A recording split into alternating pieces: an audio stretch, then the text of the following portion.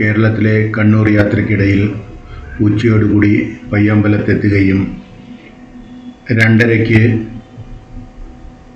Light house museum കാണാനായി അതിനടുത്തേക്ക് എത്തുകയും ചെയ്തു. എൻട്രി ഗേറ്റിൻ്റെ അവിടെയുള്ള കൗണ്ടറിൽ നിന്നും ടിക്കറ്റ് എടുത്ത് കണ്ണൂരിലുള്ള ഈ ലൈറ്റ് ഹൗസ് മ്യൂസിയം കാണാനായി അതിനടുത്തേക്ക് നടന്നുകൊണ്ടിരിക്കുകയാണ്. കണ്ണൂരെത്തുന്ന ഏതൊരു യാത്രികനും തീർച്ചയായും കണ്ടിരിക്കേണ്ട ഒരു സ്ഥലം കൂടിയാണ് ലൈറ്റ് ഹൗസ് മ്യൂസിയം.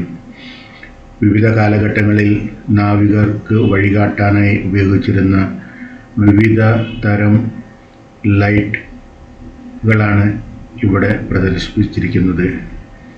ഇപ്പോഴും കണ്ണൂർ ലൈറ്റ് ഹൗസ് പ്രവർത്തനക്ഷമമാണ്.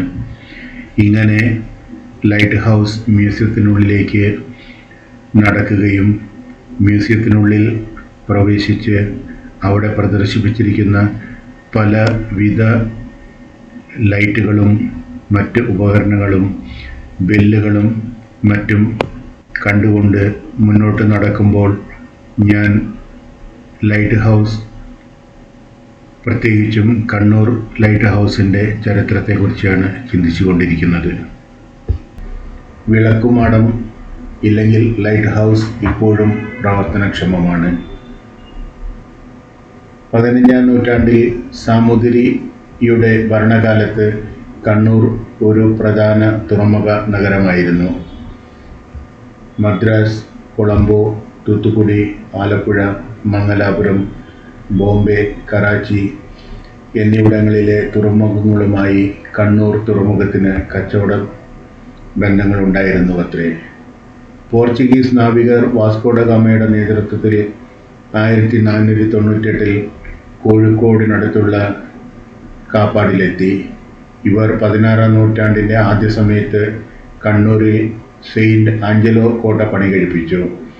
2 നൂറ്റാണ്ടുകൾക്ക് ശേഷം ഈ പ്രദേശം ബ്രിട്ടീഷ് സാമ്രാജ്യത്തിൻ്റെ നിയന്ത്രണത്തിലാവുകയും ഇവർ 19-ാം നൂറ്റാണ്ടിൽ കണ്ണൂരിൽ ഒരു കണ്ടോൺമെൻറ്റ് സ്ഥാപിക്കുകയും ചെയ്തു.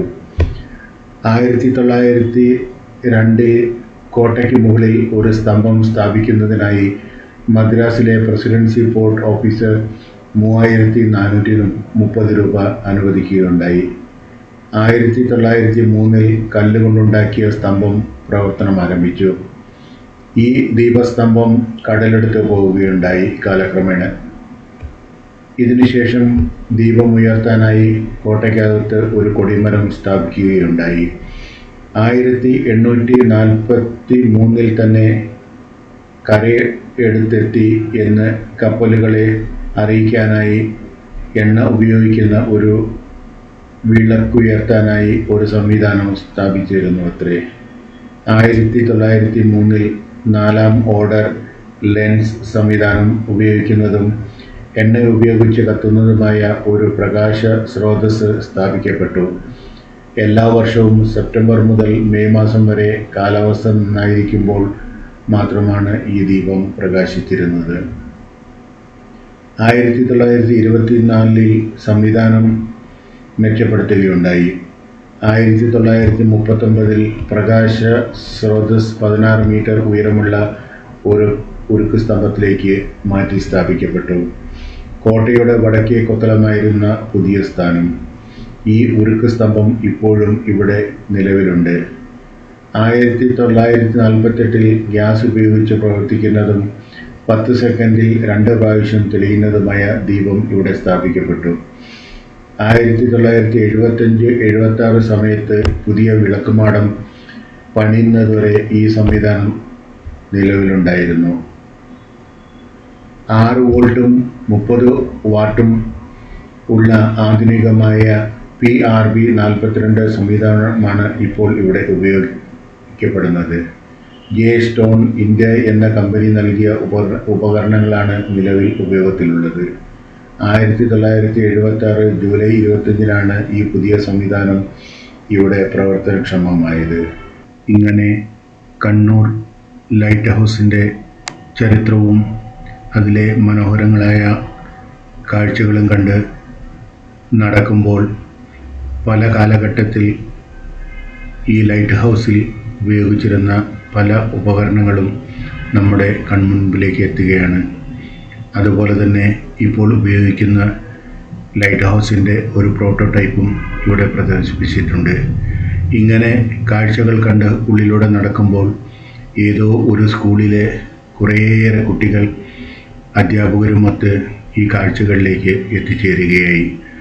വളരെയേറെ കൗതുകത്തോടെ അവർ ഈ ലൈറ്റ് ഹൗസിന് ചുറ്റും നടന്ന് ഇതിൻ്റെ കൗതുക കാഴ്ചകൾ കണ്ടുകൊണ്ടിരിക്കുകയാണ്.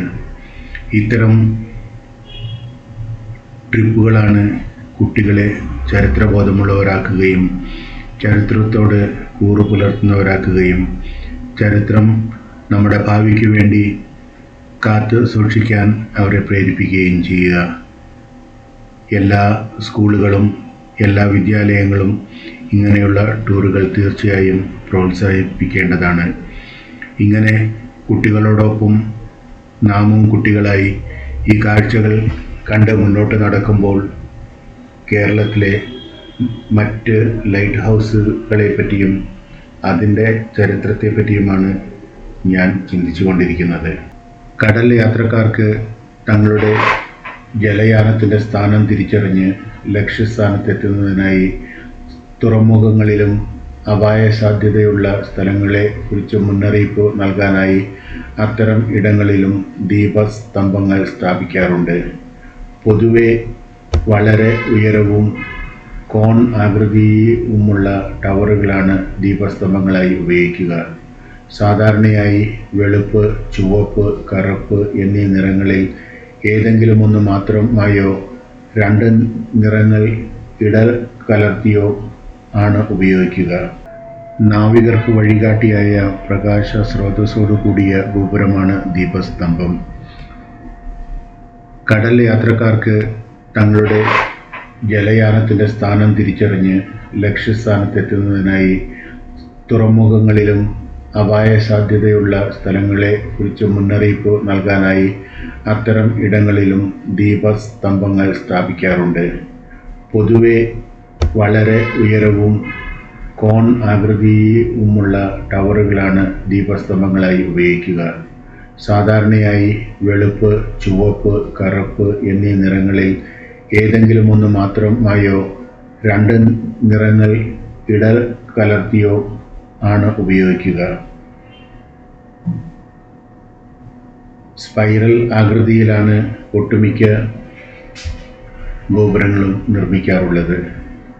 ചതുരാകൃതി, സിലിണ്ടറാകാരം, ഒക്ടഗോണൽ, സ്കെലിറ്റൽ എന്നിങ്ങനെ ഇതര ആകൃതികളിലും ദീപസ്തംഭങ്ങൾ നിർമ്മിക്കാറുണ്ട്. സ്ഥാപിച്ചിരിക്കുന്ന സ്ഥലത്തിന് യോജിച്ച രീതിയിലുള്ള നിർമ്മാണ പദാർത്ഥങ്ങളാണ് സാധാരണയായി ഇത്തരം ഗോപുരങ്ങൾക്ക് ഉപയോഗിക്കാറ്. കല്ല്, തടി, കോൺക്രീറ്റ്, ഉരുക്ക് എന്നിവയൊക്കെ ഇക്കൂട്ടത്തിൽപ്പെടുന്നു. കാഴ്ചയ്ക്ക് ഓരോ ദീപസ്തംഭവും അതിൻ്റേതായ പ്രത്യേകതകളോടുകൂടെ കാണപ്പെടുന്നു. തുറമുഖ കവാടങ്ങൾ, പാറക്കെട്ടുകൾ നിറഞ്ഞ കടൽ തീരത്തെ കുന്നുകൾ, മണൽത്തിട്ടകൾ, കടലിൽ തന്നെയുള്ള സദാ തിരമാലയടിക്കുന്ന റീഫുകൾ എന്നിങ്ങനെ തികച്ചും വിഭിന്നങ്ങളായ സ്ഥലങ്ങളിലും ദീപസ്തംഭങ്ങൾ നിർമ്മിക്കാറുണ്ട്. എന്നാൽ ഇങ്ങനെ നിർമ്മിച്ച പല ദീപസ്തംഭങ്ങളും ഇക്കാലത്തും പ്രവർത്തനക്ഷമമായി നിലകൊള്ളുന്നുണ്ട് എന്നതാണ് ഇതിൻ്റെ ഒരു പ്രത്യേകത. കാലപ്പഴക്കത്താൽ പ്രവർത്തനരഹിതമായവയും പ്രവർത്തിപ്പിക്കാത്തവയും ആയ പല ദീപസ്തംഭങ്ങളും ഇന്ന് നിലവിലുണ്ട്. മ്യൂസിയത്തിലെ വിവിധങ്ങളായ കാഴ്ചകളും ദീപസ്തംഭങ്ങളുടെ ചരിത്രവും ഓർത്ത് നടന്ന് നാം ഇപ്പോൾ മ്യൂസിയത്തിന് പുറത്തേക്ക് എത്തിച്ചേർന്നിരിക്കുകയാണ്.